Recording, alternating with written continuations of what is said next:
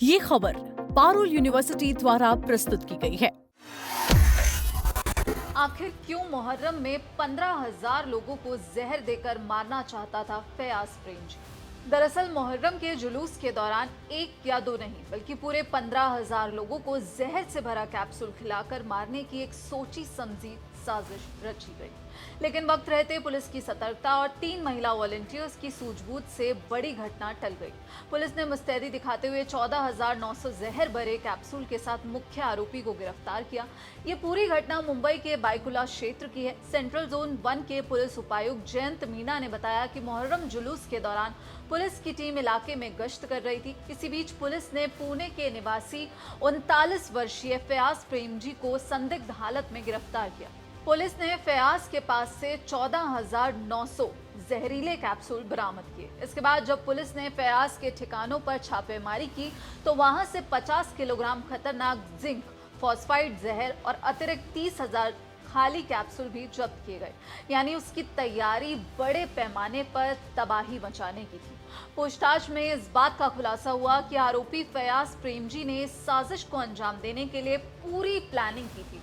उसने लगातार 15 दिन तक मुंबई में रहकर इस वारदात का ताना बाना बुना। उसने ऑनलाइन साइट्स के जरिए हजारों खाली कैप्सूल मंगाए। इसके बाद वो हर एक कैप्सूल के अंदर लगभग 1-1 ग्राम जिंक फॉस्फाइड जहर भरता था। वो जुलूस में शामिल निर्दोष लोगों को ये कहकर कैप्सूल बांट रहा था कि ये दर्द निवारक यानी कि पेन किलर दवा है और इसे खाने से शरीर की जो प्रतिरोधक क्षमता है, इम्यूनिटी, वो बढ़ेगी। रिपोर्ट्स के अनुसार इस महातबाही को रोकने में जुलूस में तैनात 3 महिला वॉलंटियर्स ने सबसे बड़ी और अहम भूमिका निभाई। इन तीनों महिला वॉलंटियर्स ने फयाज प्रेमजी को बेहद संदिग्ध तरीके से लोगों के बीच कैप्सूल बांटते हुए देख लिया। महिलाओं को तुरंत शक हुआ और उन्होंने बिना देर किए फयाज को रोका और तुरंत तैनात पुलिस टीम को इसकी सूचना दी। पुलिस ने तत्काल मौके पर पहुंचकर फयाज को दबोच लिया। इसके तुरंत बाद प्रशासन और जुलूस के आयोजकों ने लाउडस्पीकर के जरिए पूरे इलाके में घोषणा करवाई और लोगों को वार्न किया कि कोई भी व्यक्ति इस कैप्सूल को ना खाए। इस बीच सलमान नाम के एक युवक ने फयाज द्वारा दिए गए कैप्सूल को खा लिया था। कैप्सूल खाते ही उसे लगातार उल्टियां होने लगी और पेट में तेज दर्द की शिकायत हुई, जिसके बाद मामला बेहद गंभीर हो गया और उसे तुरंत अस्पताल पहुंचाया गया। जांच के दौरान ये पता चला कि अब तक कुल 11 लोगों की तबीयत बिगड़ने की आधिकारिक सूचना मिली है। हालांकि डॉक्टर्स के समय पर इलाज की वजह से राहत की बात यह है कि सभी 11 लोग खतरे से पूरी तरह बाहर हैं। इसके बाद जब पुलिस ने इन कैप्सूल्स की फॉरेंसिक जांच की तो इसमें जिंक फॉस्फाइड केमिकल होने की पुष्टि हुई। कोर्ट ने आरोपी फयाज प्रेमजी को 2 दिन की पुलिस रिमांड पर भेज दिया।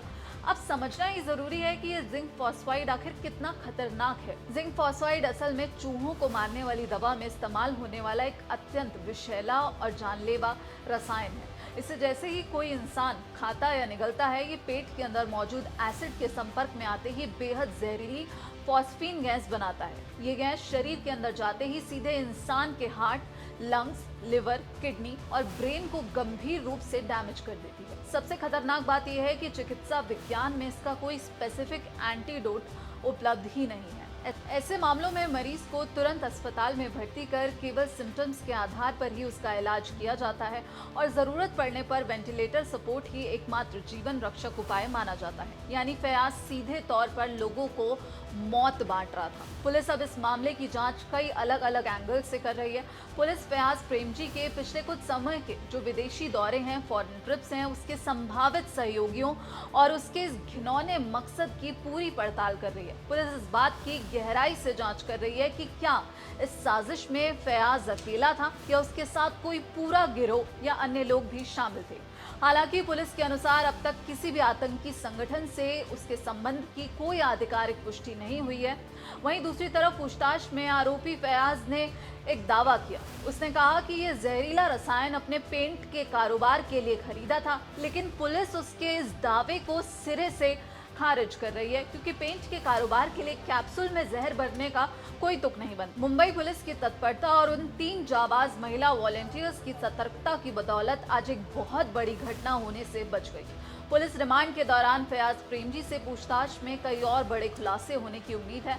फिलहाल इस खबर में इतना ही। इस पूरे मामले पर आपकी क्या राय है, आप क्या कुछ सोचते हैं, कमेंट बॉक्स में अपनी राय जरूर बताइएगा। बाकी देश और विदेश की तमाम खबरों के लिए आप देखते रहिए दैनिक जागरण। नमस्कार।